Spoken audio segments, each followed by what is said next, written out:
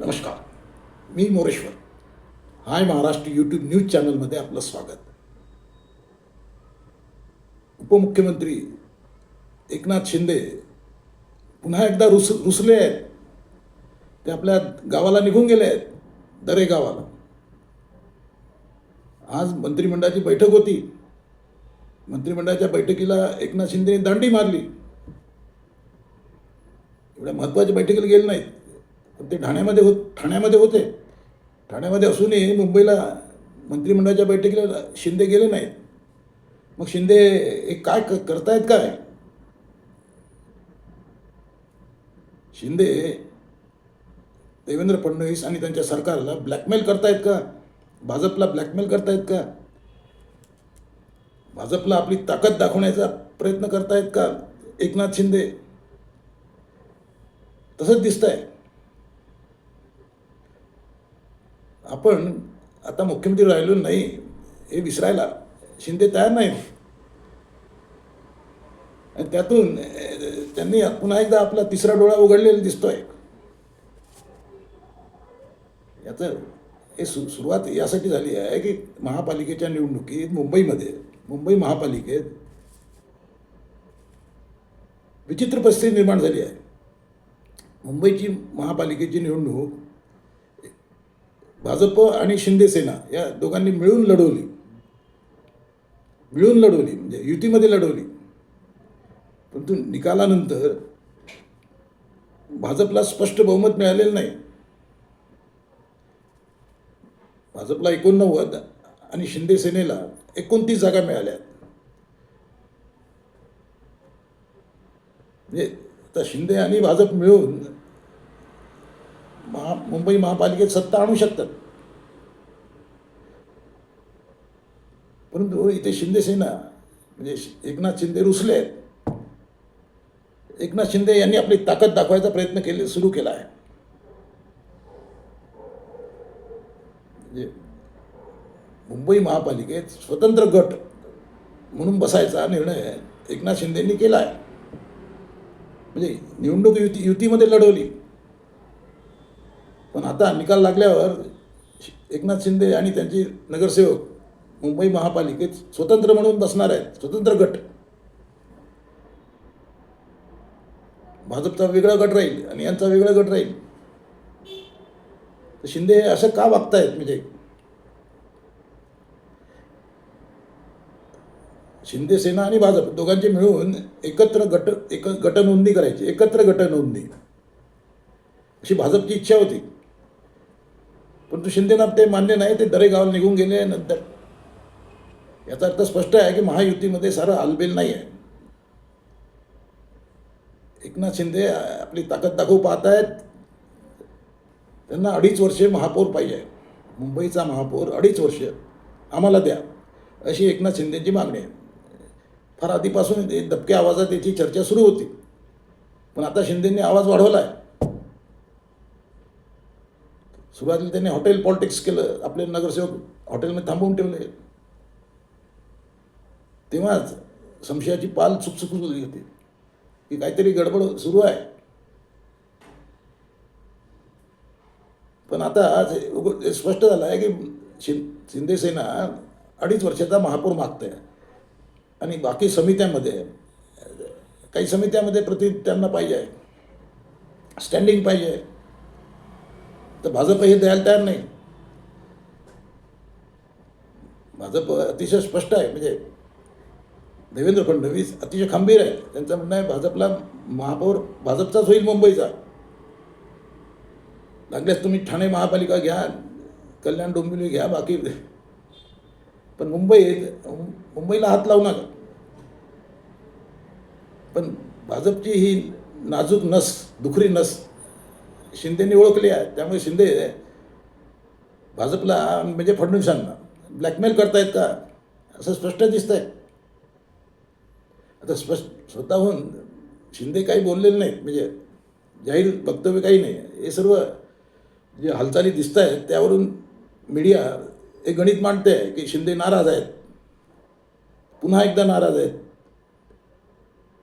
म्हणजे महायुती म्हणून तुम्ही यश कमावता, 29 नगरसेवक तुमचे निवडून येतात आणि आज निकालानंतर आता दादागिरी करतात की आमचा महापौर पाहिजे.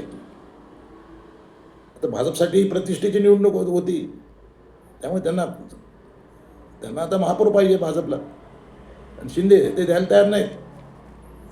आता प्रॉब्लेम असा आहे की शिंदेंनी हा निर्णय का घेतला. म्हणजे देवेंद्र फडणवीस यांच्याशी पंगा घेण्याचा पंगा का घेत आहेत, देवेंद्र फडणवीस यांची पंगा का घेत आहेत एकनाथ शिंदे, हा मुख्य प्रश्न आहे. कारण आज फडणवीस हे महाराष्ट्राचे सुप्रीम नेते आहेत भाजपचे. म्हणजे भाजपमध्येच नाही तर विरोधकांमध्ये सुद्धा फडणवीसांची चालते, दिल्लीतही फडणवीसांची चालते. आता एकनाथ शिंदेंना अमित शहांचा छुपा पाठिंबा असं बोललं जाते, पण त्यात काही दम नाही. कारण फडणवीसांनी खंबीर भूमिका घेतली की महापौर मिळणार नाही तुम्हाला, महापौर भाजपचा राहील. पण आता हे शिंदे रुसून बसल्याने सर्व भाजपची मोठी अडचण झाली आहे. कारण पुढं गाडी धकत नाही. 31 तारखेच्या आधी महापौर द्यायचा आहे, परंतु ते शक्य होईल असं दिसत नाही काही. शिंदे असा शिंदेंनी डाव पलटवला आहे. शिंदे डाव असा पलटवला आहे की मुंबई महापालिकेत जर भाजपचा महापौर मानला तर निर्णयाची सारी सूत्र म्हणजे मुंबईच्या महापालिकेत भाजपचीच दादागिरी चालेल. मग आपलं काय तर निर्णयाचे अधिकार म्हणजे हे आपल्याकडे शिंदे ठेवू पाहत आहेत. त्या हिशोबाने ते समित्या मागतायत, अधिकाराची पदं मागतायत. शिंदेंनी सारा खेळ बदलून टाकला आहे.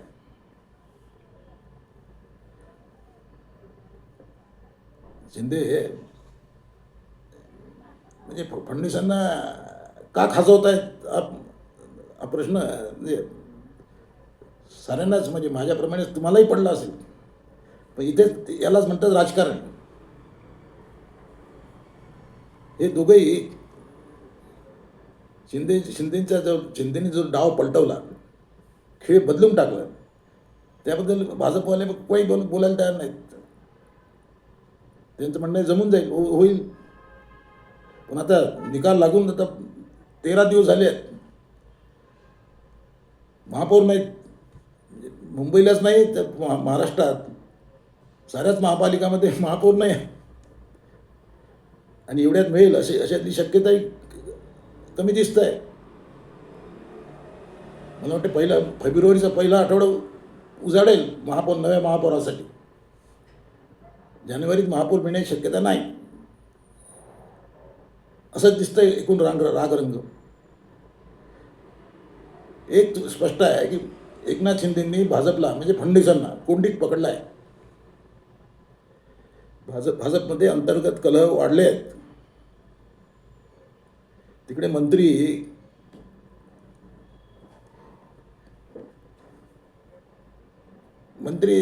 आपसात भांडतायत.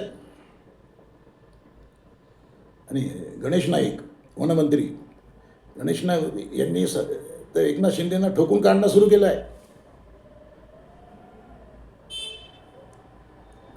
तर गणेश नाईक हे शिंदेंना का खाजवत आहेत, कुणाच्या इशाऱ्यावरून खाजवत आहेत, हाही प्रश्न आहे. म्हणजे भाजपची कामाची स्टाईल आहे. भाजप स्वतःहून मैदानात उतरत नाही, तो कुणाला तरी छू करतो. आता हे छू असं गणेश नाईकानं झालं आहे. गणेश नाईकानं छू केलं तर गणेश नाईक शिंदेवर नाही ते बोलत आहेत, अतिशय आक्रमक बोलत आहेत. यांच्या भानगडी काढू वगैरे वगैरे. आता शिंदेच्या भानगडी काढू म्हणतायत. तिकडे महेश लांडगे एकनाथ दादांवर, अजितदादांवर सपाटून टीका करतायत.